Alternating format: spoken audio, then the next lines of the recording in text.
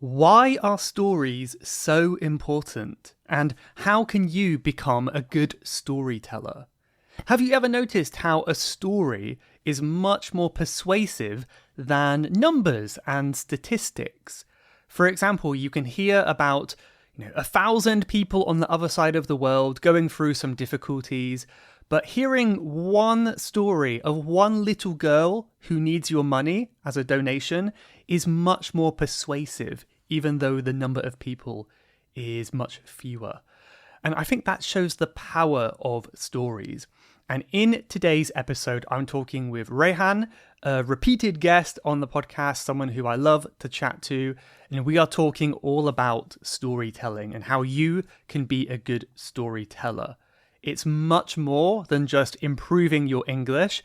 It's a different level of using the language to be entertaining, to make friends, to socialize, or anything else. From my perspective, Ray is kind of an expert in this area. So a lot of the podcast today is Ray sharing his advice on how to become a good storyteller, and me, along with you, the listener, trying to absorb and learn this advice.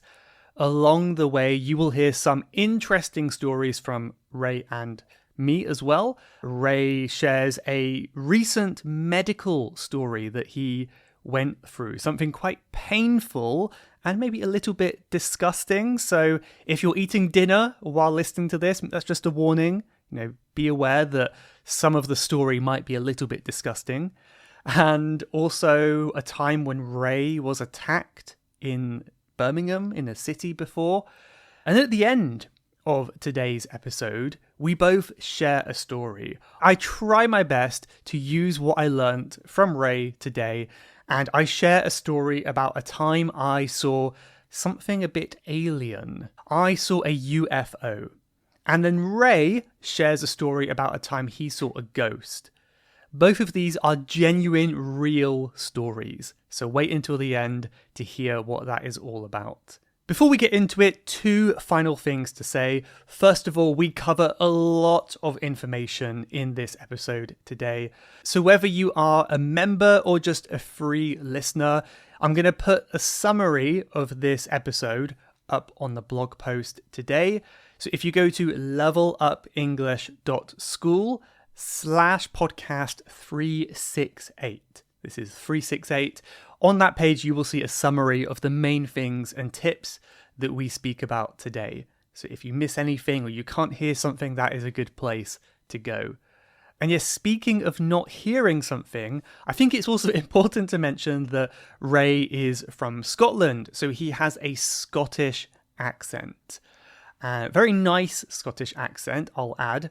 But last time Ray was on the podcast, we had a few comments from people who were doubting their English ability. They were feeling, I can't really understand Ray. Maybe my English isn't so good. But maybe those people didn't realize that he has quite a different accent to me. So of course, it's still fluent native English, but it's just the Scottish accent, right? So you will notice some differences in a few words today. For that reason, it might be more advanced, but see if you can follow along, and I hope you do okay. So without any further ado, let's get into our episode. Ray, good to see you again. Thank you very much for joining me on another episode. Thanks, man. The pleasure's mine, and I'm happy to be back. Yeah, very happy to talk with you as well. It's my understanding that we're going to be talking a little bit about stories today, which I'm really excited for because I think it's something that we can all learn from and improve on, especially me. And would you say you have perhaps a skill in this area? Are you good? Are you a good storyteller? Well, last time we met, we spoke about small talking, and I remember saying that it was not something I was initially good at. It was something I had to learn. And for me, watching other people, now maybe you can relate and ask the audience to think about this. Has there ever been a time that you've walked into the canteen or into a social setting and there's someone who's talking, and the way they talk, everyone else in the room is watching this person? And whenever this person stops, everyone laughs. Or whenever this person stops, everyone's like, and this person just manages to hold the attention of everyone while they're speaking. So watching this like as an introvert naturally, I always wondered, why can't I communicate like that? And I thought maybe my life stories are not as interesting. Maybe it's something to do with that. But then as I went on, I actually realized that there's some people, and even a very simple occurrence in their life, if you tell it correctly, it can be something hilarious, which everyone's laughing, or it could be something deep and meaningful, something that other people wouldn't even think about, and all of a sudden you can turn that into a story which evokes emotion of people like, contemplating life and the purpose of life or something. So being a good storyteller is a way that you can take very simple occurrences and you can hold people's attention. And furthermore, another reason why it's important is, see, if you think about our lives, right? The most recent thing to happen in both of our lives is this podcast right now as we're talking. Everything else that's ever happened in our lives, everything that makes us interesting, anything impressive that we've ever done, any qualification, any experience, any, time we've been close to danger, any time that we've had something funny happen, all of that happened in the past. Now, if you've got an ability to talk and tell stories using, now there's technical components of how we use the past tenses, and we'll talk a little bit about that later, but as well as these other storytelling features, you're going to be able to talk about yourself in a way that people want to listen. This will be useful for, group settings. This will be useful for in the canteen talking to your colleagues. This will be useful if you're standing on stage talking to a group. This will be useful in interviews. This will be like useful when you're meeting new friends and you want to show the best parts of yourself and why you're interesting. Because you could have the most interesting life, but if you're not a great storyteller, then people aren't going to listen. And it's not just a matter of grammar. It's not just a matter of more phrasal verbs. It's not just a matter of vocabulary. There's these other soft skills which are all completely learnable, and hopefully we'll talk about some of them today. Yeah, 100%, 100%. You made me think of a really good example. Have Uh, you ever heard of the Into the Story podcast? Never heard of it. Um, she's another English teacher. She's fantastic. Maybe I can link you together if you're I'd love interested. to. But Yeah, I'd love it to. the idea is basically learning English through stories, and she has guests on each episode. I was a guest, and it was for me really challenging to think of a good story because obviously I've got so many memories about all these things I've done in my life, and some of them are really crazy, some of them are quite surprising, sad, shocking. But I was really struggling to think about something that has a good narrative, like a beginning, a middle, and an end, like a resolution. You can turn anything into a good beginning and Yeah, middle and end. Like, see, if, even though you think that you're struggling to think of a good story, like, see in your life, like, for example, you have an unusual job. You're a self-employed English tutor. You run your own business, the Level Up podcast. You're inspiring and educating people around the world. You've gotten married, you've moved abroad, and your life, I'm sure there's many different interesting things that have happened through the lessons that you've taught and the people that you've met. But, like, see, once you learn this one framework that we'll talk about for storytelling, you can actually just apply it to anything, and then anything comes a good story. yeah. For example, I was talking to one of my students who actually might be watching this podcast. I won't say his name just to keep him anonymous, but he was a refugee from Ukraine because of the war. He had to leave, and he said he doesn't like talking about it because he thinks it's a very depressing story. But like, one thing can happen and you can turn that into any kind of story. Like, just by changing the narrative a little bit, instead of it being a depressing story, that can be an inspiring story. That can make people think, oh my God, you've been through all of that and you're the person you are now. That's incredible. So just with these little narrative twists, you can, in what emotion you want to evoke, especially if you're in an interview and you want to take a normal thing that happened at your work, and then you want to like impress the interviewer to show that you've utilize some skills or experience by making these little, like, the thing that happened and the ability to tell a story. These are two like separate matters. Like, you could have the most interesting stories but not a great ability for telling them. But you could also be a great storyteller and then just something simple, like you're standing in a queue and someone cuts you in line and then you get super pissed off. That can turn into a hilarious story. Something really simple. Yeah, it is totally a skill, and I'm right with many of the listeners today, perhaps, where I'm useless at this skill, and hopefully I can learn from you a little bit today as well. So we'll see how Okay, much I get to hopefully. at the. So obviously we were supposed to record this podcast a couple of weeks ago, and I needed to cancel because I was in such pain from my kidney stones. Um, do you know much about kidney stones? My understanding is it's just like hard. build Yeah, up in your kidneys, and then obviously there's only one way out of your kidneys of from course. what I know, which is to urinate, right? So that's Exactly. very painful. But I don't really know why they develop or much more than that. Well, it's an interesting story. So, whenever you digest something, your blood carries the waste and some nutrients to your kidney so it can decide what it wants to keep and what it wants to waste. Of that, there's phosphorus and there's oxalate from the food that you consume. But the two main culprits that are responsible for the formation of the kidney stones are calcium and uric acid. Now, these start as little crystals. And see if you're drinking enough water, you're actually just going to wash them out. But see if you're dehydrated for any reason, or if you have a genetic proclivity for the formation of these stones, they'll start to gather together into these extremely sharp objects. Now, see from your kidney to your bladder, there's a tube which is approximately 25 to 30 centimeters long, which connects these two organs, and the diameter is about 4 to 6 millimeters. Hmm. Now, see the stones. For me, I had a couple of stones. The biggest one was 7 millimeters. And if you look up a picture, you can see how sharp it is. And if you can imagine this stone, like as it's sitting in your kidney and as you're urinating and it's traveling down this, I can't remember the name of the tube, but because the tube's about 4 millimeters and you're stretching it with this stone, it's causing like internal bleeding and scratching as it travels through your tubes, through your bladder, and then out the urethra into the toilet, if it can actually travel. So I had the stone stuck in me for 2 months, and in that period, I Wow. lost about 10 kilograms. I was taking morphine, like the maximum dosage of morphine. I was on the maximum dosage of tramadol, which are both Strong opioids. painkillers. Yeah. As yeah, maximum dosage of paracetamol every day. I was on the maximum dosage of diclofenac, and I was either in extreme pain or I was extremely high from all the drugs. So it was really hard to work for this last couple of months. And all of my students said the same thing. They're like, Ray, come to, Turkey, come to Dubai, because we have this technology where we can just melt the stones. You walk in, you walk out, and that's it, very easy. But do you know how they used to get rid of stones in the past? I don't really want to imagine, but tell me anyway. They'd get a long metal, Ugh. basically pole, and they'd insert it into your private parts, and they'd give it a good wiggle around, and they'd like basically break the stone. They'd pull it out, Wow. and it releases dust. Now, the interesting thing is the NHS still does that. No way. That's the procedure I had.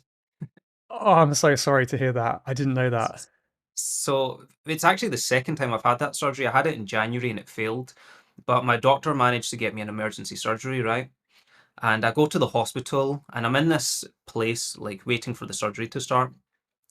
And the anesthesiologist comes to me and he says, "Okay, Mr. Abbasi, you've got two options. Option number one, we put you to sleep and you wake up and the surgery's done.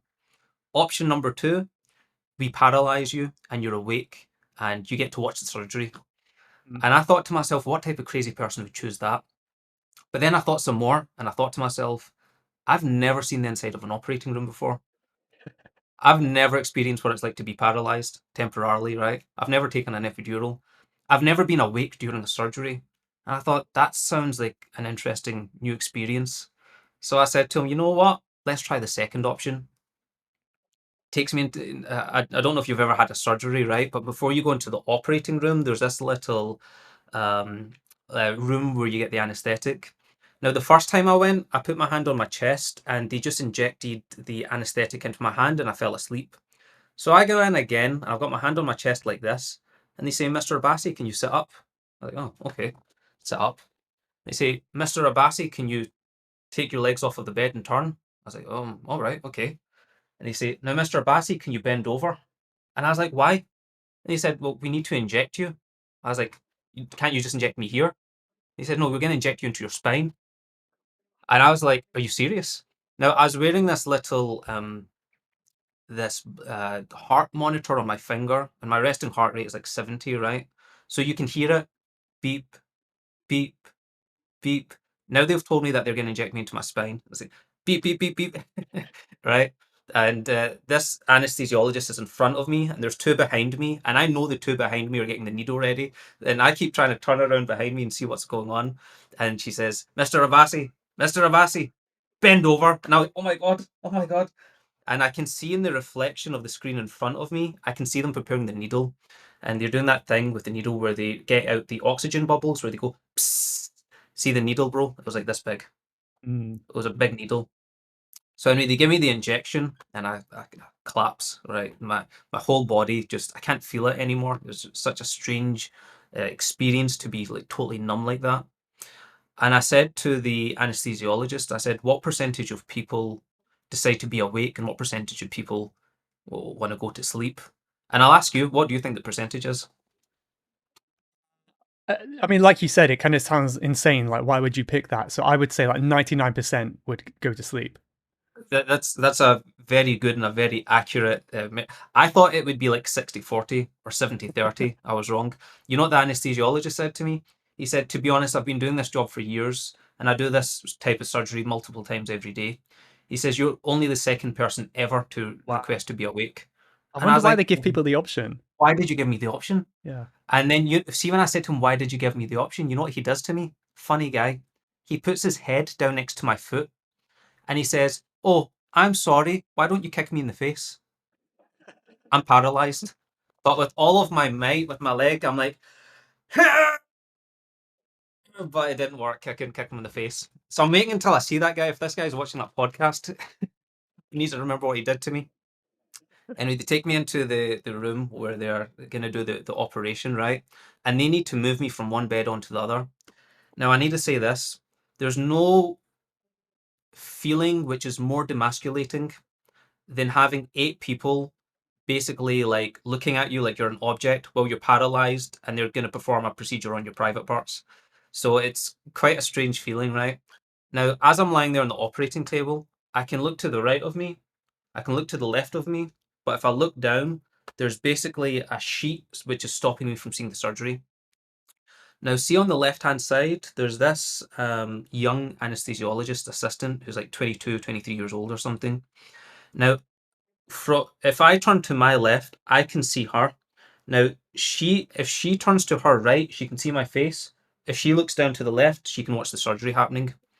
If you can imagine, my face was about 1 meter away from her face, and she's the only person I can see, and I'm staring at her like this. And see, even though I'm staring at her, she does not even blink and look at me. Can you imagine you're only 1 meter away from someone, you're staring at them and they don't even notice? Because Mm. she's so fixated on watching the surgery. Right now, I'm looking at this side, the right side of her face. Now I'm guessing most of the people who are watching this will probably be just listening and they might not be watching the video. So, but I can only do this with a visual explanation, right? So I'm seeing the right side of her face, and I'm not kidding. She looked like this.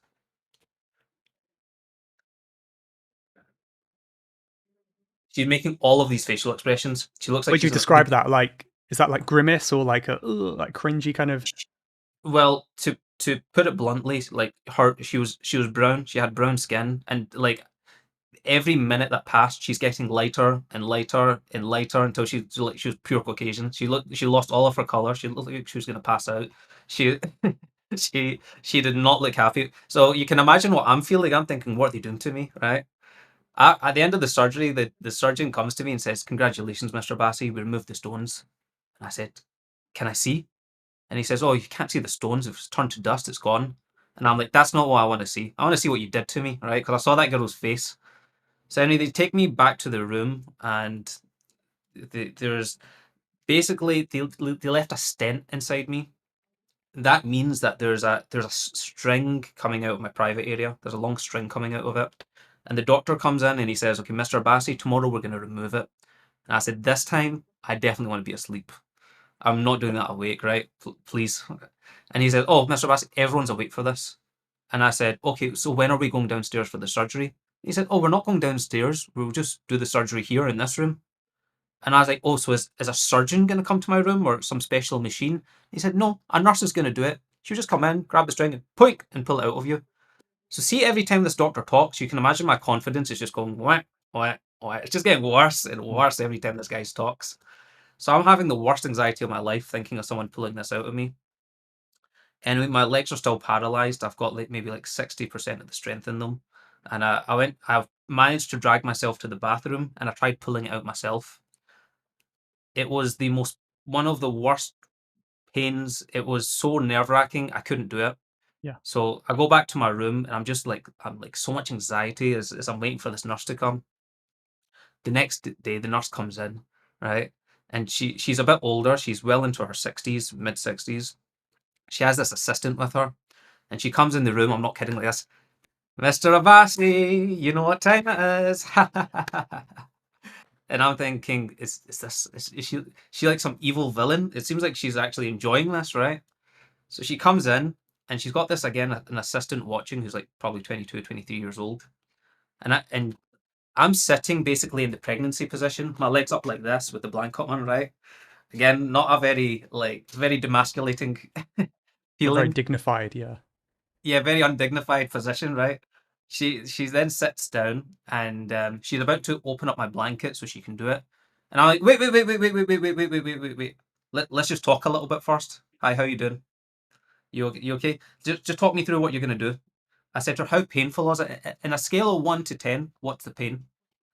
And she said, it's not that bad. It's like maybe a 5 out of 10.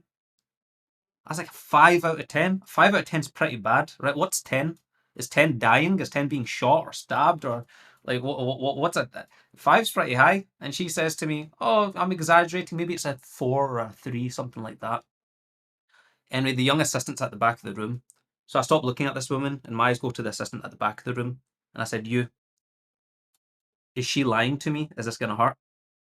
And I'm holding eye contact with her and see this young nurse. She breaks eye contact and looks at the floor and she laughs. And I thought to myself, this is gonna suck. This is really gonna suck. This is gonna be awful. So anyway, she pulls open my blanket and she's looking at the area where she's gonna do the pulling, right? She puts on her gloves. She does it. She gets it on. She's down and she's doing whatever she is. And then she looks up to me and she says, Mr. Abbasi, hold your breath. And then I hold on to both sides of the bed and I go, now, I don't know if you remember back when we did the small talking episode, and we spoke back then that we'd come back and do storytelling, right? Hmm. I said this back then. I said the scariest experience of my life is that I had seen a ghost. I don't know if you remember Yeah. me saying that, but I it was do a remember. story I that haven't forgotten, yeah. yeah, this was way scarier. I Mm. would rather see a ghost every day for the rest of my life than ever do this again. That's how bad this was, right? The Yeah. anxiety I had, I like my if you looked at my chest, you could see my heart beating through it. Anyway, she starts pulling. Now, see the pulling, it probably lasted like 4 seconds or 5 seconds, Hmm. but that felt like 1 hour. Yeah. And now she had her arm like this. She was a, like, in her mid 60s, white lady, right? And see, as she's pulling, I let go of the bed and I grab onto her arm like this and I squeeze it so hard and I scream, ah! And then she says, it's out.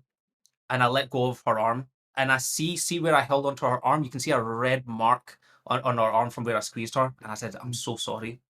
Now, again, this is something that only the people who are watching the video are really going to get an idea of. But do I have something here? Okay.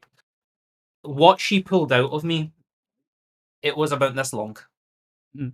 It was about this long, right? It was not a short thing. And see the thickness of it? It was about this thick. Wow. Is that like a pen or something you're It's holding? a pen. That's like Yeah. the thickness of it. That's what she pulled out of me. And I'm right. And then she says to me, Mr. Abbasi, be honest with me. How painful was it out of 10? And I said, see, to be honest with you, it's just like a 2 or a 3. It wasn't that bad. It was really scary, but it wasn't that painful. So anyway, the moral of the story, drink lots of water so you don't need to have kidney stones. And that's what happened to me. That's amazing. Well, I'm so sorry you went through all that pain for that long. I know we've been talking over messages for a while about it, and I've been interested to hear your whole story. But yeah, I mean, obviously, you'll be aware of this, but you could have told that story very briefly. You could have said, "Yeah, I had kidney stones. I went, to the hospital, and they sorted me out. Very painful, scary, but in the end, it worked out." But you, See with yeah, we'll see with that. I tried to make it funny, right? yes, Because yeah, as I was experiencing it, there was nothing funny about it. But I tried making it mm, funny, like as I talk about it. See if you like storytellers. There's one of my favorite. I don't watch a lot of stand-up comedy, but from time to time, there's a couple of skits from Dave Chappelle, and mhm, his ability to tell stories is fantastic. He's a really funny storyteller. But telling stories is, it's not a science, it's an art, like how you tell Yeah. it, depending on what emotion you want to give to the person. Like that's me just having fun, and I can imagine a lot of people are probably uncomfortable listening to that, which is sort of the intended reaction. But Yeah, I you know, was. again, we'll talk more about like if you want to impress someone, or if you want to make people laugh, or if you want to shock people, or how you can hold attention. But it's basically one set of skills that you can apply to any story, and you can use it in the same way with whenever you tell. Yeah. Yeah, totally. I mean, yeah, first of all, I should say, hopefully there was, I mean, I'm sure there's some people, but hopefully not many people were, eating dinner while listening to this. And now they're kind of like, yeah, I don't want Put a any more. disclaimer at the beginning. Please put a disclaimer at the beginning. I might just to warn people. So, But yeah. I mean, hopefully you're better now. I think it's a yeah, good I'm, lesson to take from that as well. It's yeah, just I'm, such a I'm, I'm weird totally thing that fine now. the human body does that as well. But I guess, Yes. So kind of onto the techniques of storytelling, right? The yeah, the yeah. first, What makes a good story? Yeah.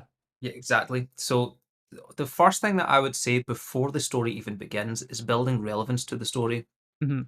So for example, I mentioned I've got an experience where I saw this ghost, right?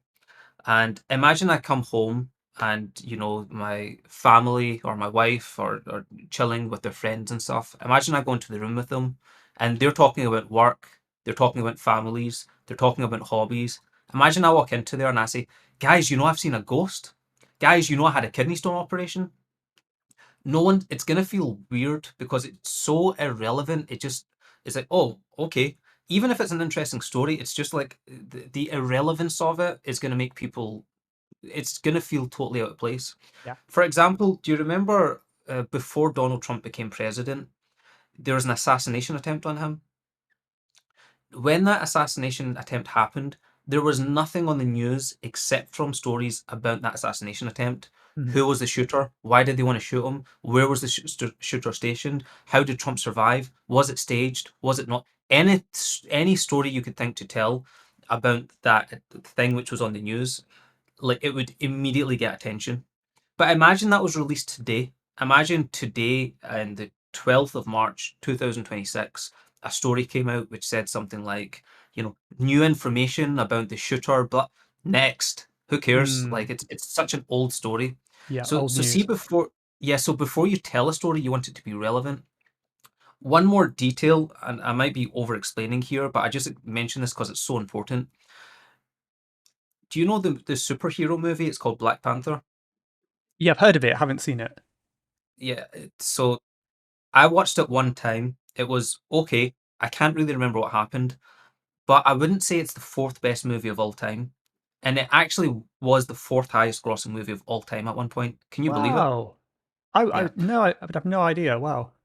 Think there's movies like, The Green Mile, The Shawshank Yeah. Redemption, Titanic, whatever, The Last Samurai, all these classics that you'd think would be in the Wow. top Yeah. 10, the top five. But the Black Panther, this Marvel superhero movie, was there in the top four highest grossing movies of all time. Mm.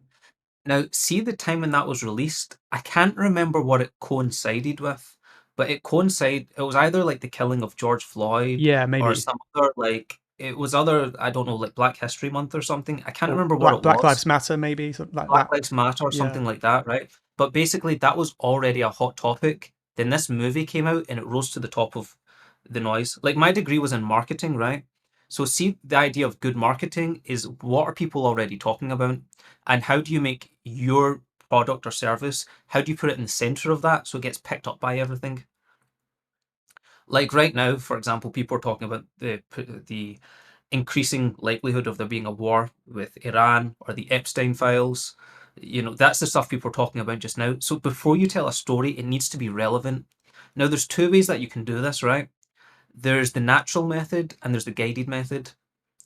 The natural method is that you're just, you're talking, everyone's talking, and they're going from one story to another, talking about different things, talking about traveling, and then someone mentions, like, the UK, London, different cities. Someone mentions Birmingham, and then you say, "Oh, I was actually almost killed in Birmingham by a group of gangsters." Like that, and then everyone will say, "Oh, really? What happened?" You see what happened there? People were already talking about the UK. You had a story that happened in Birmingham. Like, it just, someone mentioned Birmingham, and then you've got a story related to it.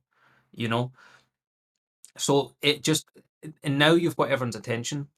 But now let's say the second option. The second option is you want to tell the story. Why? Because you're giving a presentation, or you're in a job interview, or I don't know, you're on a date maybe, or you want to impress the people that are around you, and you have this story which is going to show some good qualities of you. But you need to make the story relevant. A while ago, I was teaching one of my students how to be a good storyteller. And when we started the class, I wanted to demonstrate how this is done. So she joined the class and she was in Croatia, and asked her how the things were. She said the weather was very hot. And then I said to her, "Oh, so I guess it was like 40 degrees." I was like, "Oh, you won't be going outside. What's the plan then? Just watching Netflix or something?" She was like, "Yeah, just watch Netflix, watching these shows." Then we start talking about what shows we like. And then I said, "What genres do you like?" And she says, "Oh, I like this genre. I like this genre. I like this genre." Then I said to her, "Do you like horror?" And she says, "Horror, no." She says her grandmother was in the Catholic Church, and she always warned her not to watch horror because it's got association with the demons and stuff like that. And then I said to her, I've actually seen a ghost before." And then she says, "Oh, really? What happened?" So it's like you can guide the conversation to a place where you can naturally start your story, or people are talking and you've just got like stories related to those topics. But the first step is bringing the conversation to a place where you can tell your story. Mm. Yeah, I think another word we could cover, which is basically what you just said, is hook, like a hook, which is something to grab their attention, right? Well, Uh, that's the second thing. oh, Yeah, okay, so but yeah, I'm getting ahead of yeah. myself. But that's the hook is very, very important. But Yeah. please take it off to tell us about the hook. Yeah, I mean, I'm sure you could do a better job, but yeah, I mean, this is something that I had written down because I heard it before, and it did kind of change the way I tell stories. Because before I would just jump into it, say, "Hey guys, the other day I went for a walk, and this thing happened, and then this thing happened, and then here's the ending." But then the hook is, "You did it a minute ago. I was attacked in Birmingham." Like one sentence at the beginning to kind of hook or get their It's like a attention. trailer to the movie, right? Yes, trailer, yeah, a preview. And once you hear the hook, you want to see how it ends. So, you could say with the ghost, "I had the scariest moment of my life happen yesterday." And Yeah, then, yeah. "Oh, that sounds interesting. Tell me more." And then they're more, here's another word for listeners, captivated. They're more like Captivated. Yeah. stuck listening. They can't look away. Um, Definitely. And yeah. so the hook has a couple of benefits. One of the benefits is it tells people what the story is going to be about. Because I've had students come and they start telling me a story. For example, this is a story that a student recently told to me. They said, "Okay, Ray, here's my story. Recently I was in London and I left Wembley Stadium and it was just so busy outside, and I was looking for some public transport, but I couldn't find anything because there's so many people. So I had to walk for a little while and I went towards the train station. And as I was walking to the train station, there was just so many homeless people there. I couldn't believe it. And I started feeling a bit hungry, but I decided to just keep walking until I found a bus stop. Now, see, you see the problem here is that, see, because there wasn't a hook, you don't know what the story is about. So, see, Mhm. because you don't know what the story is about, you don't know what's relevant and what's irrelevant Yeah. information. So, like, there's no, so you're kind of like, what am I listening to? Like, imagine I just started reading you a story from like the middle of the book. Yeah. It's actually more work for your brain, because your brain is thinking, what am I listening to? What's relevant? What's the context here? What should I ask questions about? What should I show interest in? Because it's actually confusing for your listener if there's no hook. And can I add something to that too? Like, Yeah, have you go ever ahead. had it before where someone's told you a story and you're kind of assuming it's going to be a funny story, so you're smiling, you're like, and then at the Oh, end, but you're it's being like, serious. "Yeah, my Yeah, grandparents died," and you're like, "Ugh," and you kind of have to remove your exactly, smile. It's really awkward. exactly, because you don't know the context of the story. Yeah. But by saying a hook, you're giving them the context. The other thing is, the hook is basically telling people why they should be interested. Like, Mhm. and a great way to do that is with superlatives. Like you gave that example, the scariest thing that ever happened to me, the most embarrassing thing that ever happened to me, the most dangerous situation I've ever been in. I almost died. It's the closest I ever came to death. Superlatives are a great way to give a hook, because it builds, like, see, if you watch a movie trailer and then you watch the movie, quite often the most exciting parts of the movie are in the trailer. Like it could be a movie about a boy and a girl and they meet and they fall in love. But what's the trailer like? The trailer's like, you won't believe this boy from this town. Like it makes it more exciting, right? Mhm. So the goal of the hook is like to kind of, to really grab the attention of people, to tell them the context, so they know what to expect, and just to get their attention. Because now that you've got and another way that you can tell this, right, with hooks, see if you go onto TikTok on your phone or Reels or YouTube or whatever, and you're flicking through these short form videos, you probably scroll past 15 or 20 before you even stop on one. So why did you stop on that one? Why did you not stop on the other 20 that you passed? None of them grabbed your attention. So, but some of them have really good hooks, and they'll be like something you don't wouldn't believe about this time, blah blah blah. So by adding in this hook, you're now you've got people wondering what's going to happen next. You've given them a little taste. Like in my story about the ghost, right? The ghost happens at the end of the story. It doesn't happen at the beginning of the story. So I've given you a little taste. I saw a ghost, scariest thing that ever happened to me. Thought I was going to die. It was really crazy. And then you start the story at the beginning, right? So that's the benefit of hooks. Yeah, no, it's such a good tip. It's something that I'm really bad at on social media, although I've started to put some more thought into that. As you said, trying to hook people right at the beginning. I don't think it's unlike many methods online. I don't think it's manipulative. It's not like clickbait. I think it's just as you said, a better way to tell the story, a better way to deliver the content you want to share. You and me can Um, try something just now, right? We can yeah, try a little exercise. Do you have a story in mind of something that's crazy? If you want, I can be the one to do it, or if you want, you can take it. It's up to you. I I sat down earlier today before we recorded, and I was thinking like, oh, I need some good stories. I know it's going to come up. I need some good stories to write down, and my brain was just blank. I had nothing coming to me. Um, so yeah, I don't know. I've got stories, but I don't think they're very good. So maybe you can go if By the it's way, it easier. doesn't matter if it's a good story or not. It can be an amazing story. I'll give this one more example, right? I had another student that I did storytelling with, and he told me this story, and it went something like this. He said, "This time, me and my friends, we met and we decided to go hiking. We got up in the morning, we drove to the mountain, and we arrived. We climbed up the mountain, we walked for many hours, and it became dark. We didn't know where to go. Someone forgot their sleeping tent, but we kept walking. We found an abandoned house. We climbed into the abandoned house. It was really scary. We stayed in the house, and it was really dark. In the morning, a man shouted at us. We got scared. We ran. We left. We walked towards this river. We jumped in the river. We swam across. Then we got lost." See this? It's actually a good story, but it's been told in a terrible way because it's just past simple, past simple, past simple, past simple, past simple, past simple, right? So it doesn't actually matter how, like, I've got a story that I tell and it always makes people laugh. I kind of alluded to it earlier in the conversation. There's a time that I was standing in a queue of a coffee shop and this cyclist comes up and he's pretending to read the menu. And then when the person who's being served leaves, instead of joining the back of the queue, he jumps in the line and starts saying, "Oh, hi, I'd like a cappuccino." He cut the whole line, right? That's a very simple thing that happened, right? And that was pretty much the end of the story. But see, when I tell the story, I talk about my inner monologue. I was furious, So you can take it. It doesn't really matter, like how interesting the story actually is kind of besides the point because you Mm. can take something which is very simple and make it very entertaining, or it could be very like sometimes I watch these like religious speeches on YouTube and stuff. These and sometimes these guys are talking about something very simple. They're just on a walk and they walk past a gravesite and most people like that's it, it's the end of the story. But they turn that into something which actually makes you like contemplate life and death and what comes next. So it's with storytelling techniques you can turn anything to make it interesting. Yeah, definitely.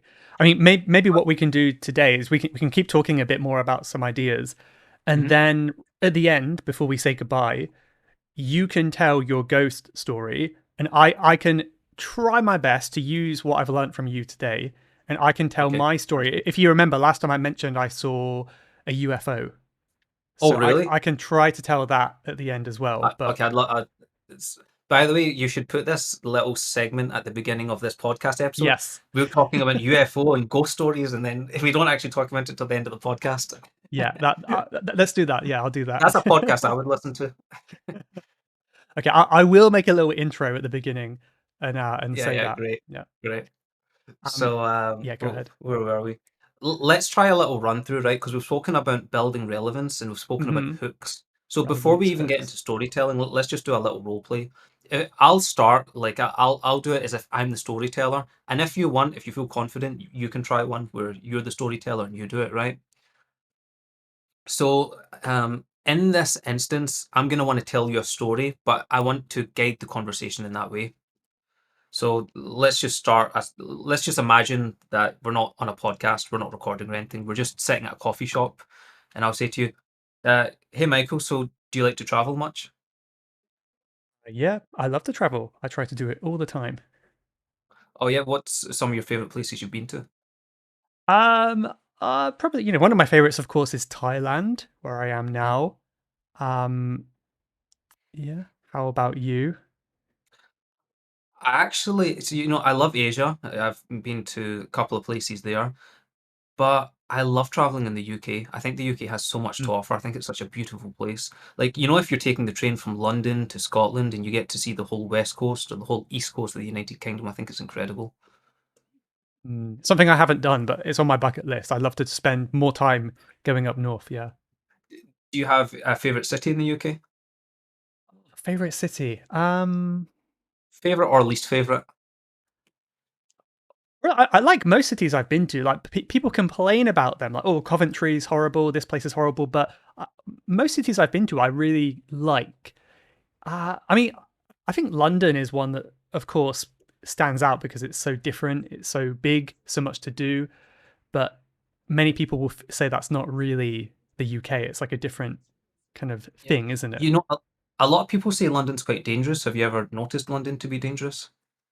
Uh, in my own experience, no. But I always have it in the back of my head. I never get my phone out on the street.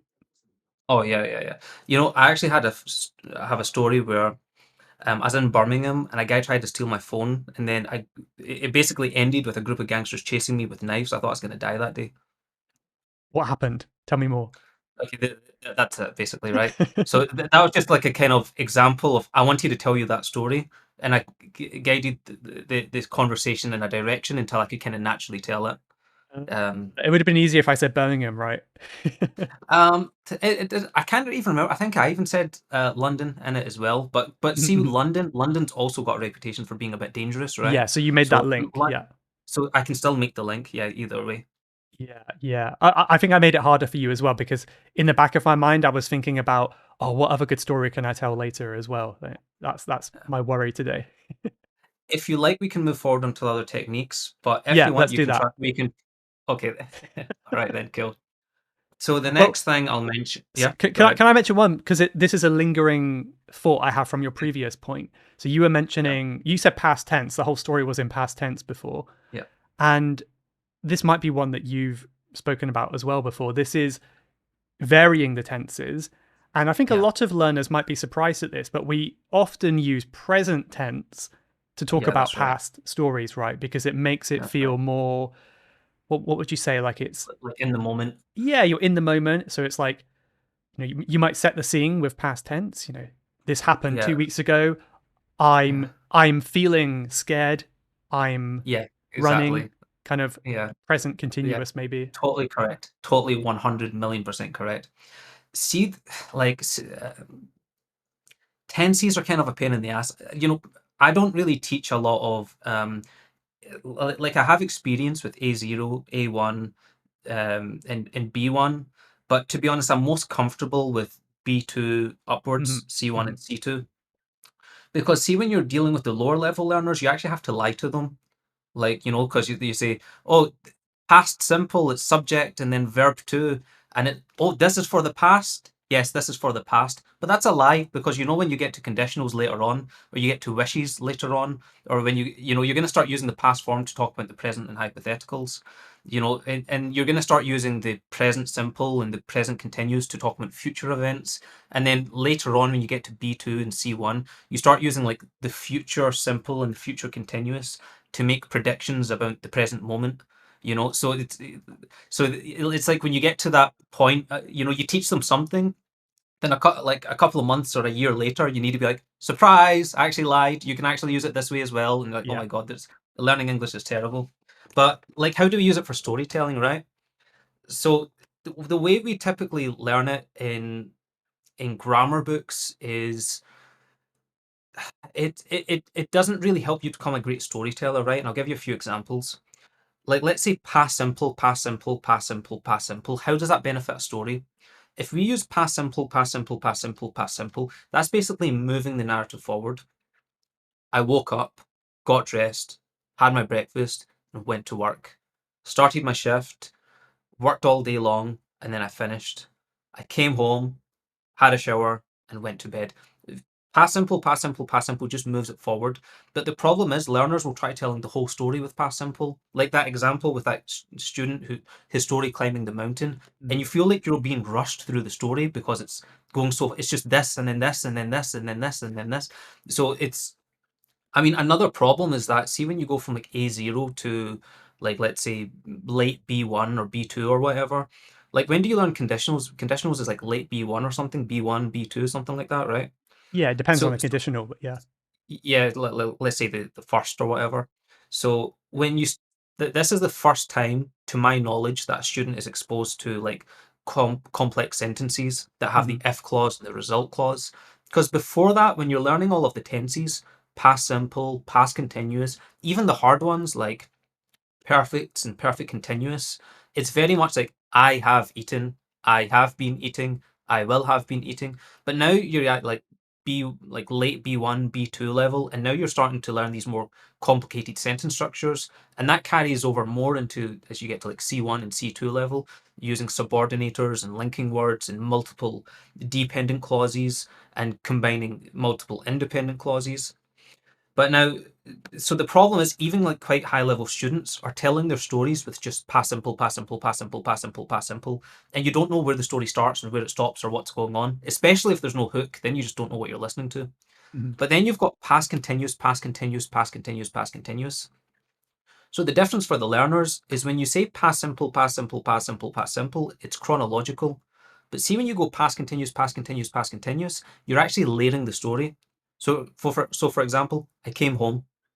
My mother was sleeping, my father was cooking something, my wife was studying, and my sister was using her phone. Like, all of those things are happening at the same time. So see, now we actually have something useful to talk about, because now we can, like, in our story, we can move forward a little bit, then we pause and we say what's going on, we explain a situation, and then we move forward with the past simple, and then we're in a new situation. And that's how we're going to use good storytelling. So if So I for example, understand correctly, let yeah, me go just ahead. make sure me and the listeners Go are ahead. on the same page with you. So past simple can be good for kind of moving the story ahead, and then Exactly. past continuous is maybe better describing what's happening in each kind of Yeah. chapter of the I'll story. give you an example. Yeah. So this is a real story. This is the Birmingham story, right? For anyone who wants to know like where I was, right? I was in the Hallmark Hotel in Birmingham, and you can actually go into Google Street View and you can see where the story occurred. Now, I left the hotel and I turned right, and it's a long straight road. This was at about 1 o'clock in the morning, and I was there for my uncle's wedding. And me and my cousins, this was like 10 years ago. We wanted to go out for a walk and explore the area we were in. So as we turn right and we're walking down the road, a group of guys start walking towards us, and more of them and more of them and more of them come. There must have been like 40 or 50 of them. They were all wearing all black. Now, we were feeling really concerned. I started looking at my cousins and they were feeling really worried as well. So we crossed the road.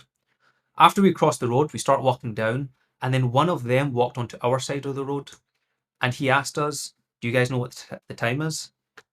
Then my uncle pulled out his phone like this. Anyway, I'll stop the story there because I just want to make this. That's the linking to the London story. Hmm, She won't, hmm. right? We know what's But coming next. Yeah. yeah, he actually didn't get his phone stolen. He was Mm, smart. He kept it close to him. nice, nice. Okay. But anyway, like, so see, the way that I would normally tell that story is it was 2016. It was my uncle's wedding. Uh, we were in the Hallmark Hotel. We left the hotel. We turned right and we walked down the road. That's all past simple, past simple, past Yeah. simple. A group of guys started walking towards us. I started feeling really scared. I looked at my uncles. They're feeling really worried as well. Then you can use these expressions like I was feeling and I was thinking. That's really good for like building the narrative. I was feeling really scared. I was thinking da da da da da da da da da. And then I crossed the road. And after I crossed the road, one of them walked onto my side of the road and he asked what time it was. Now, after this happened, he didn't get our phone because we're thinking, by the way, there's about 40 or 50 of these guys, right? There's about 40 or 50 of them, and there's just four of us. So we're thinking, why are you asking us for the time? Does one of your friends not have the time? Does one of them not have a watch or a phone or something like that, right? So I looked up at my uncles or my cousins. They're basically my dad's cousins, so they're kind of like uncle cousin. It's when you're from a Pakistani family, it's a bit confusing. Everyone's your brother or your uncle or your grandmother's friend. The guy that your grandmother buys meat from at the butcher shop is your uncle, even though you've never met the guy. So I'm using the words uncle and cousin interchangeably.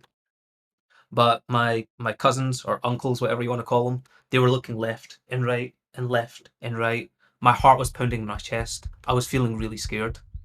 And then I looked behind myself and a group of guys were chasing us. And my Mm, uncle shouted, "Run." As we started running, I saw one of them pulling up his top and he started pulling out a weapon. So like, I'm changing between the past simple and the past continuous depending on if I want to move the story forward or if I want to pause the story. So, like, to build a scene. They were looking left and right. They were walking towards us. Like, normally in class, I give lots of exercises so the students can get lots of experience with this. But this is in a nutshell how you're going to pace the story. Like, you're not just going next thing, next thing, next thing. yeah. Then now and again, you're going to stop. This was happening. I was feeling this. They were doing this. So this is one way that you can use the past simple and the past continuous for adding some depth to your story. Yeah, it's so good. And I think it just generally it makes your English sound a lot better. I think that's why if you look at any high level speaking test in an exam, you get more points if you can vary the tenses you use. Right. You know, I have never felt so scared. You know, use a bit of perfect tenses too. But yeah, how about another tip? Do you have any more in mind to share before we get Many to the end? tips. What's a Many. big one? I've. What's a big one? Well, we're already on tenses, so I'll just talk a little bit more about tenses, right? Because we could, if we open up something new, I've got about 10 tips here, which we could go into, but I'll finish up with the tenses, right? The last two I'll talk about is one, the past perfect. The past perfect is stuff that had happened before the story began, but it's important. So, for example, that story begins with us leaving the hotel, right? But what had happened before that? Well, we had been at my uncle's wedding, so we were wearing suits. We weren't wearing something you could run easily in. We were wearing suits, shoes, and tie, and shirts buttoned up like this. Another thing that like to say in that story is basically the guy started chasing us. And something I like to say at this point is that um, the street lights were off, all the businesses were closed. There's a group of guys chasing us, and we have no idea where we're going. Why? Because we had never been in Birmingham before. Now, the past perfect is a great way to say it's a really good way to say that, like, either you know, to explain your emotional state or to explain your experience. Like, see, in a job interview, if they say, tell me about a challenging time in your work, you might say something like, I was doing this task, I had done this many times before, so I was feeling very confident. Or you could say, I had never done this before, so this time it was a little bit new for me, but this is how I responded. So using the past perfect gives some context for, you know, to allow the listeners to know how you're feeling or what your emotional state is, because things that had happened before the story begun, like maybe something significant had happened in your life before the start of the story, which is actually worth mentioning to give context to where we are in the story. Mhm. And then the very last thing I'll just mention on this is the third conditional. The third conditional is so important. Like, again, see, when you read a grammar book, it's like third conditional is for regrets. If I had done this, I would have blah blah blah. Who cares? We don't really use it that often. Like, like you don't want to be spending your whole life talking about regrets, regrets, regrets. But how can you use a third conditional in a story in a way that's meaningful? Well, the third condition, like, see, in any good story, you're always very close to something bad. Like, you're close to dying, or you're close to being fired, or you're close to burning your house down, or you're close to making a big decision in your life. And see, sometimes your listener doesn't realize how close you were to this other outcome. So that's where the third conditional comes in. See, if we hadn't noticed them chasing us, they could have caught us and they would have killed us. We would have been a story on the newspaper. You know, if you had changed this one little detail, if this thing had happened or hadn't happened, I would have died, or I would have been fired, or I would have never had the kidney stones. So the third conditional shows the listener how close you were to the story being totally different. Yeah, let's break it down because this is something that students really struggle with. It's a very hard conditional, right? Conditional, So, yeah. if what could be an example? If this hadn't happened, Yeah. Mhm. something would have Could have, happened may or have, could may have, have yeah. happened. Yeah, So yeah, I guess it's a past. It's a past way of giving another option, like a hypothetical, like something almost happened in the past, right? exactly, exactly. Yeah. Mm, So it's a great way of showing the listener like how close you were to something really bad happening, or yeah. giving the listener like some context to say, because see, if you tell I was running down the street, they might start thinking, oh, maybe he knows where he's going, maybe he's been there before, maybe Mm. he's wearing clothes which are appropriate for running. I had just come from a wedding, so I was wearing a suit, and I had never been here before, so I had no idea what was in front of me. Because now the listener's like, oh, this is a totally different story, or if you want to impress people, again, coming to the interview, the interviewer says, tell me about a hard time that you did something impressive or something, or a time that you solved a challenging situation. And you say something like, we got a new task at work. Everyone was panicking. But I had already done something like this in my previous job. I had done this many times before, so I was feeling very confident. And Mm. that's why I decided to, so the past perfect gives a context to your emotional state, or what you were wearing, or how you were feeling, or if you'd been there, or if you were confident or not confident because of past events. And these past events, like, they're not part of the story. They're things that had happened before the story, which bring context and relevance to the story. Yeah, I think past perfect is another one that is quite hard for many people to grasp, Yeah. to understand, Yeah. because I think many languages don't have that Have it. tense. Yeah. Yeah, Uh, that's true. so I often describe it as being the past of the past, but it's still Yeah. not, it's not that easy to understand. But yeah, I I mean, I had like to give this done something. Yeah. I like to give this example so the students kind of understand it. Like, again, like, the student, obviously many of our listeners are just listeners, they're not watching us right now, right? So this is a way that I show it for people who are watching, like, or the way I can explain it in class. So right now, for anyone who's listening without actually watching, I've got my index finger raised on the left side of my nose. So basically, my nose is the present moment, and this is the past simple, right? This could be anything. So I like to give the example, I started to learn English with Ray. That's the past simple, because you need the past simple. You can't just use past perfect without the past simple, right? So you can say before past simple, past perfect, or since past simple, present perfect. So for example, before I started English with Ray or Michael, before I started the Level Up podcast, I had learned some vocabulary. I had worked with some tutors, and I had learned some vocabulary or grammar. Yeah. I had been learning English for many years. Since the past simple, since I started the Level Up podcast, I have learned more grammar. I have learned more vocabulary. I have become more fluent. I have been listening to the Level Up podcast for 6 months. And then, like, if you want to go into the future side, like, let's say this is some event in the future. By this time next year, I will have become fluent in grammar. I will have mastered all of the language. By this time next month, I will have been listening to the Level Up podcast for 1 year or something Mm-hmm. like that. So I kind of Yeah. elucidate it for students. I thought of another good one, just to, people Yeah. might not know this as well, that um, you know, I'm basing this off the present moment, so now we can use present perfect. Rayhan and I have spoken twice before. Um, the last time we spoke about small talk on the podcast, and before that, we had spoken maybe a couple years before. So we had spoken once before that as well. So had spoken before that past moment. So maybe that is also Correct. It's a good way perfect. to Yeah. think about it. Yeah. Yeah. Yeah. And Yeah. hopefully in the next couple of months we will have filmed another one. Yeah, we will have finished one and it will be going up. Yeah. Yeah. Yeah, yeah.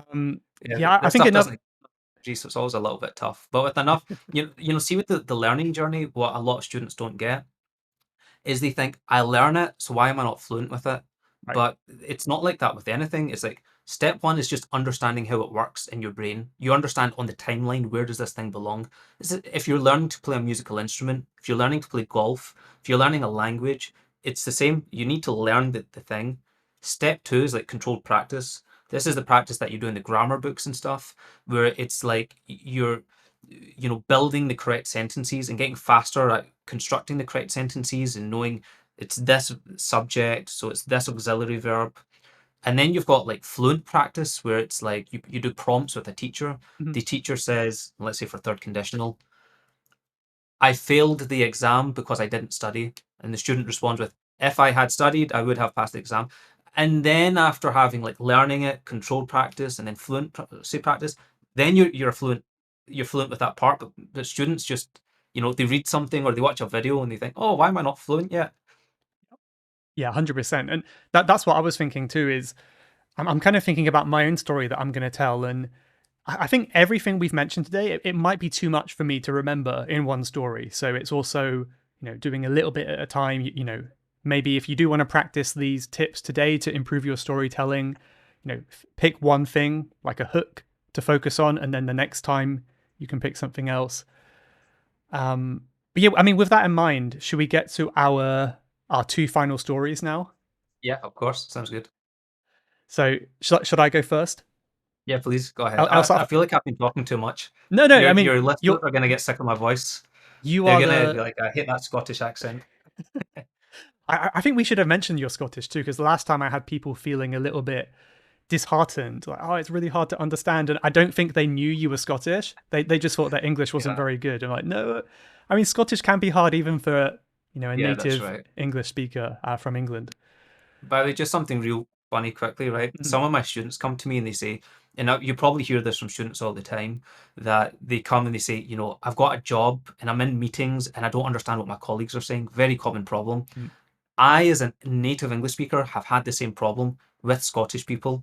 Literally, other Scottish people I don't understand. I'll just give you this one quick example before we get to your story. In my last job, I was sitting down in the canteen and I was on my phone and my colleagues were having a very boring discussion that I didn't care about. And one of my colleagues wants to involve me in the discussion. So I actually don't know what the conversation's about because I was on my phone. And he says, Ray. I was like, yeah. He says, Giron. Do you know what that means? You asking me? No. Yeah, yeah. No, I have no idea. I couldn't even guess. Giron. So I said to him, what? Again, Giron. Uh, one more time. He says, Giron your clays. See, when he said it the third time, I understood it. Giron your clays. I still have no idea. Well, I had a hard time as well. Do you iron your clothes? Oh, I thought I heard the word iron, but I thought that there's no way it would be Iron. iron. Um, Or like see the way Scottish people talk, they sometimes they don't say do you want a, they go, do you want a, Like, do you want a chingy? Do you want a chewing gum? Do you want a chingy? mm, So and yes or no, they go I or no. Do you want a chingy? I or no? yeah, So yes, it's not yes, I or no. Do you want chewing gum? Yes or no? I or no. So sometimes even because with Scottish it was like I'm a millennial, and with the millennials we're a little bit more I don't know globalized I guess with Mhm, mhm. internet and more immigration growing up. But for the last Scottish generation, the people who are a bit older, their accent is far worse than mine is, Yeah, and even I yeah. struggle with it sometimes.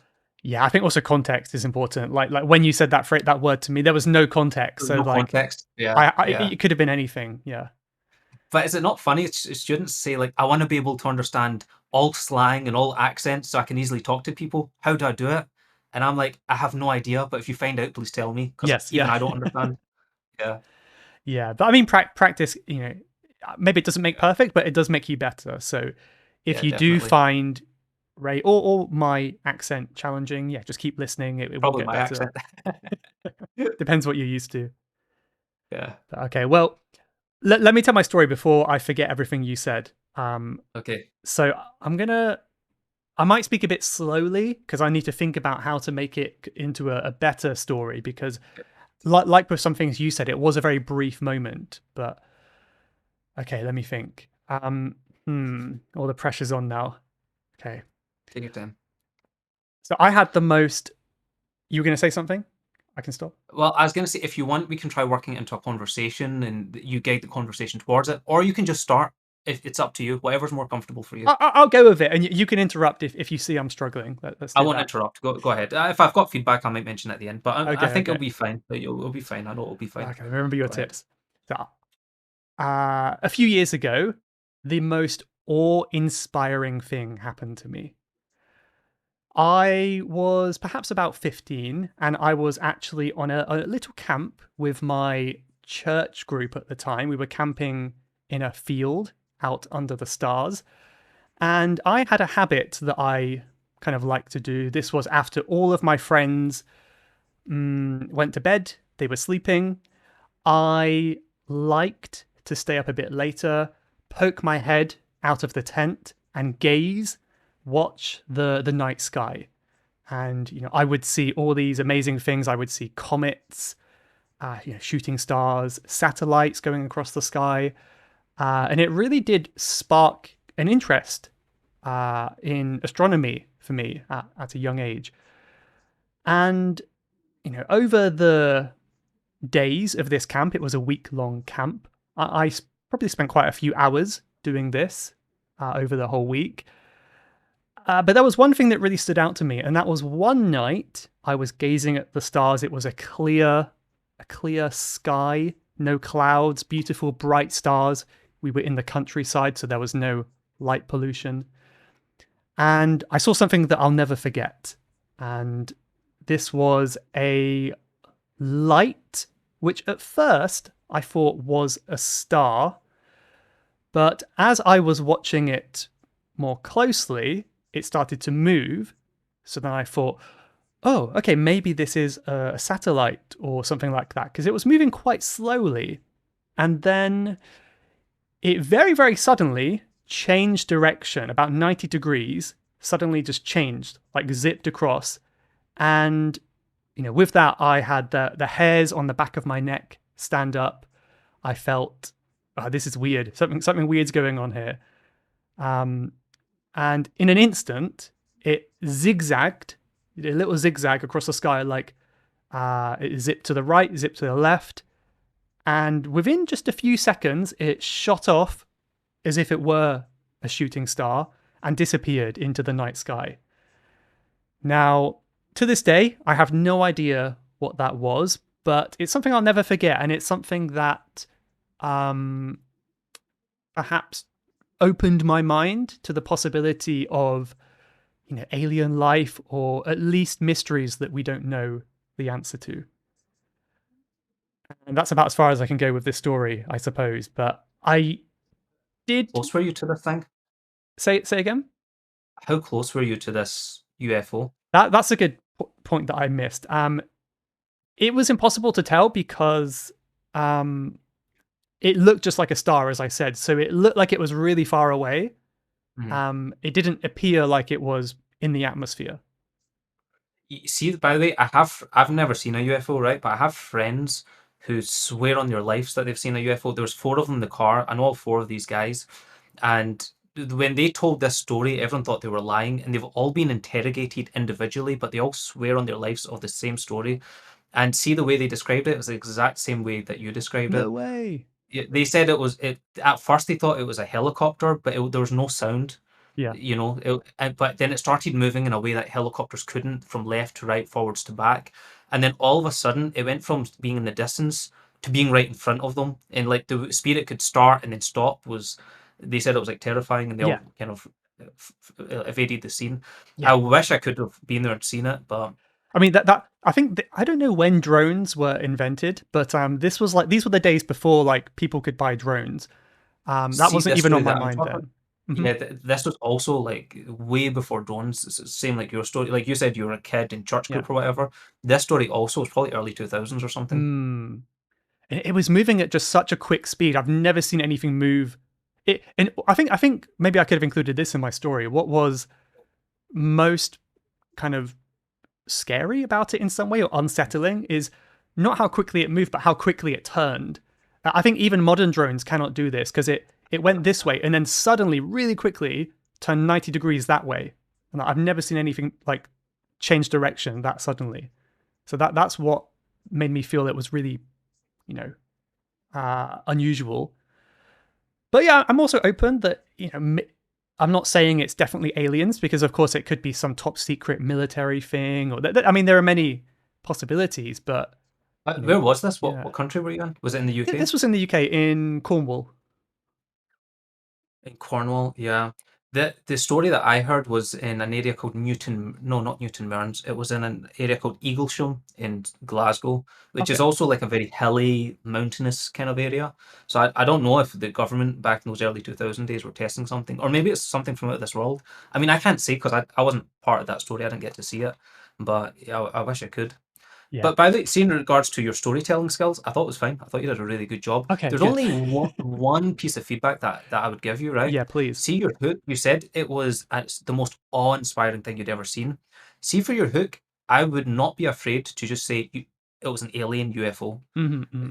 Because I mean, the word alien as an adjective is just like something foreign to us that we don't understand, right? So it's not even deceptive to say the word alien. Hmm. It just depends on how people interpret it. People will naturally interpret it as a little green man in a funny spacesuit, but but it's I would not be afraid to use that at all in your hook. And see if you use the word alien or you use the word ghost in your hook, people are just going to be like, "Tell me more." Yeah. That's a really good tip. Yeah, that I was struggling on that. And yeah, I mean, just in my defense as well, I should say that I definitely didn't try to go for every tip that you mentioned, just because, as I Yeah, said, yeah. I wouldn't have been able But you did to. So, great. You did great.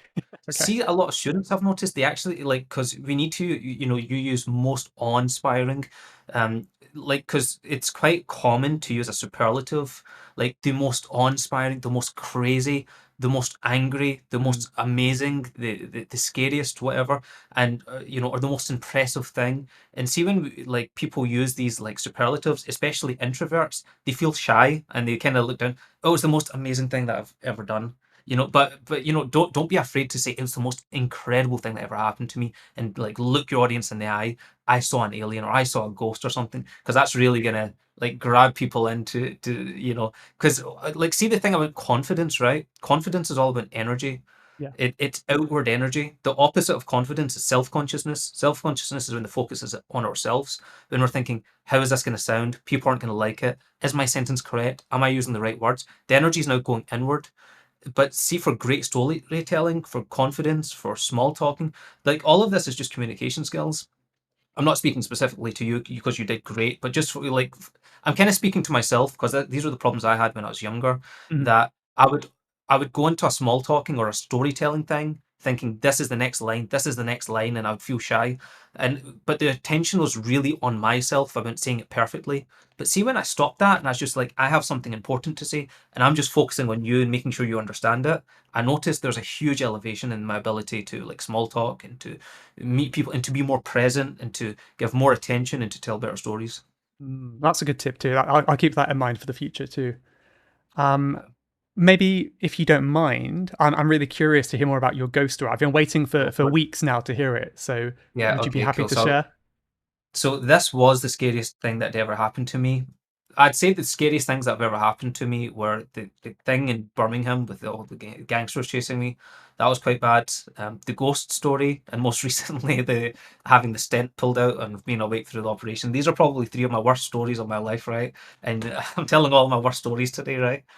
There was actually two ghost stories which happened within a couple months apart. The first time I actually didn't see anything. It was an experience. The second time I actually saw an entity. I actually saw a ghostly figure. So I'll tell you both because they're kind of relevant.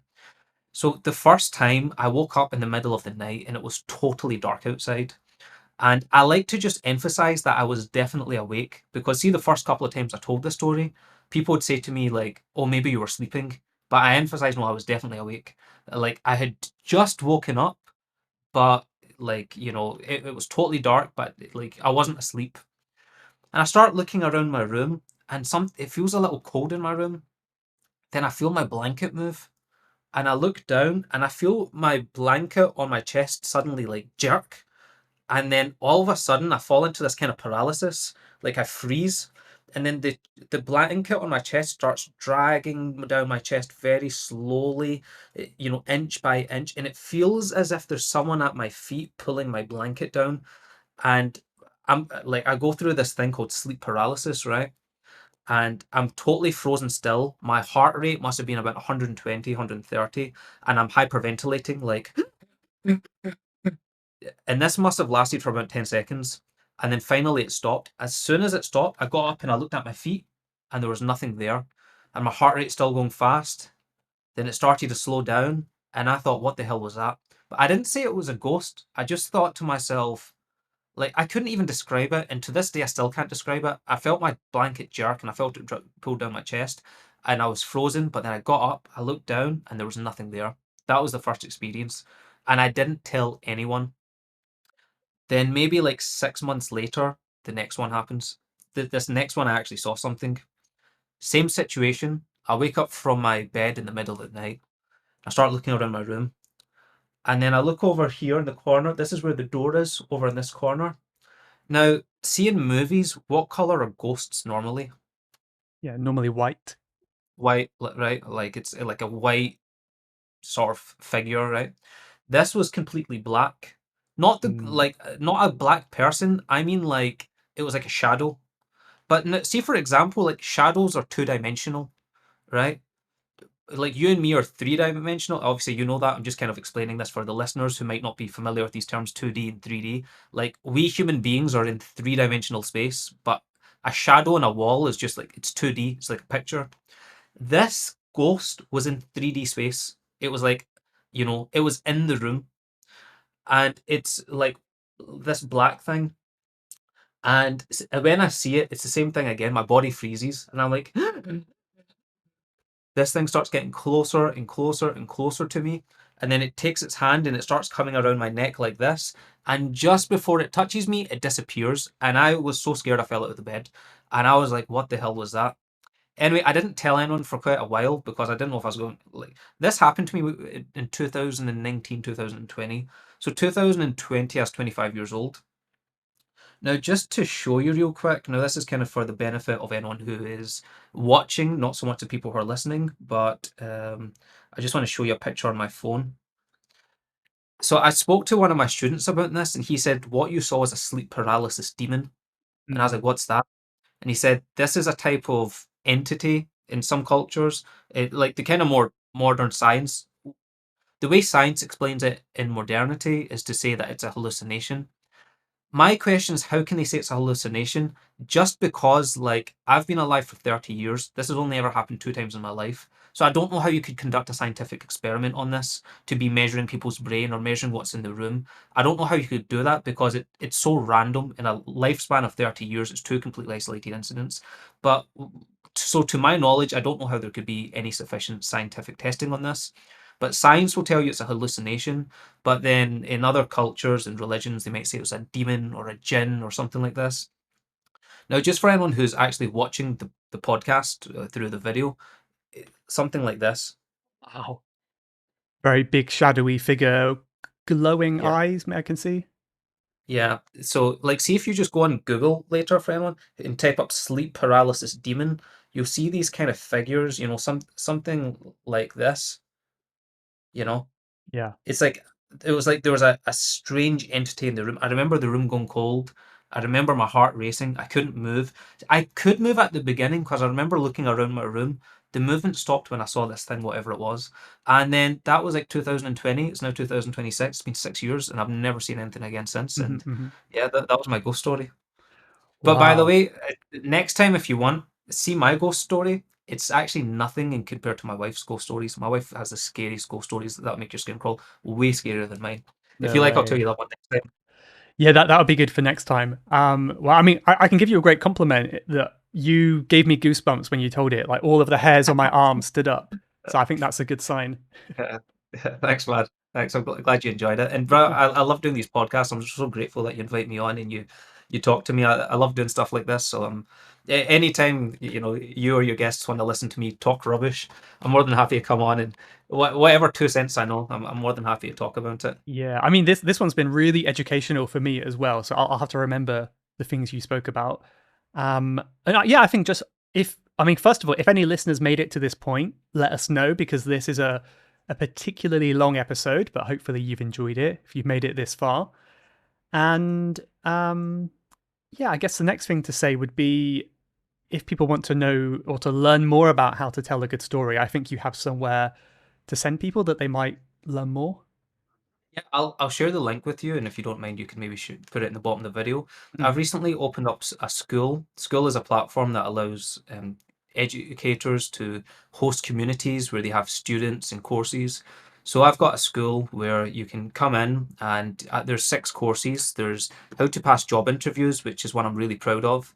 For this course, I applied for a job which I wasn't qualified to do, and I document the whole process of me reading the job application to writing a CV to submitting it. It was an online interview, and I actually recorded the interview, but I made like the people's faces blurred out and anonymous. And I don't know if you know Ahmed from British English Plus, but he maybe I don't know if you know him or not, but he came to my house into this office, and we reacted to my interview together, kind of pausing it and playing it. That course is full of tips of how to pass job interviews. There's a course on small talking and networking and how to build relationships. There's a course on storytelling. There's a course on debating, how to win debates. So, for example, debating is not always about being right or having the best language. It's about how to dismantle your opponent's views and how to get, make sure your points are understood.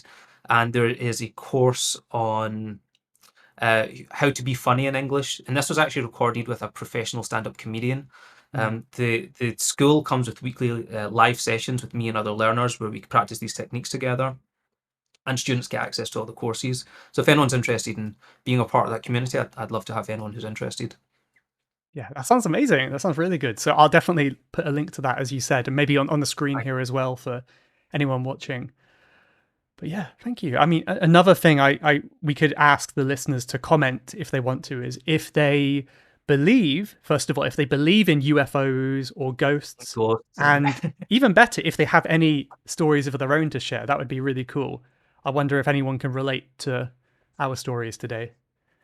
I had a student and I told her that story, and she told me that her brother experiences the same thing regularly with sleep paralysis. But the brother's never seen anything, but he hears scary voices. Wow. And the way that I said, what voices does he hear? And she says it's something like this. By the way, this is pretty scary. So he hears that whispering in his ear at night regularly. So I'd love to know if anyone in the comments has had any like ghostly experiences, or maybe I'm just going crazy. Maybe it's just me. Yeah, I mean that's the thing with all of these things. Like it's so hard to separate what you experience and what's in your mind because of course your mind is everything, and like how do you Yeah.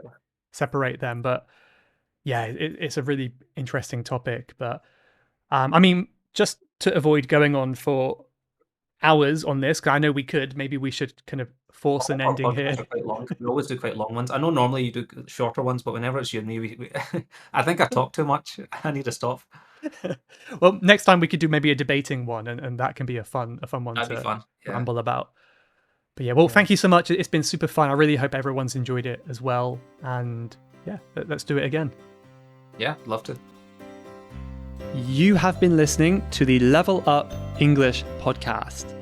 If you would like to leave a question to be answered on a future episode, then please go to levelupenglish.com levelupenglish.school/podcast.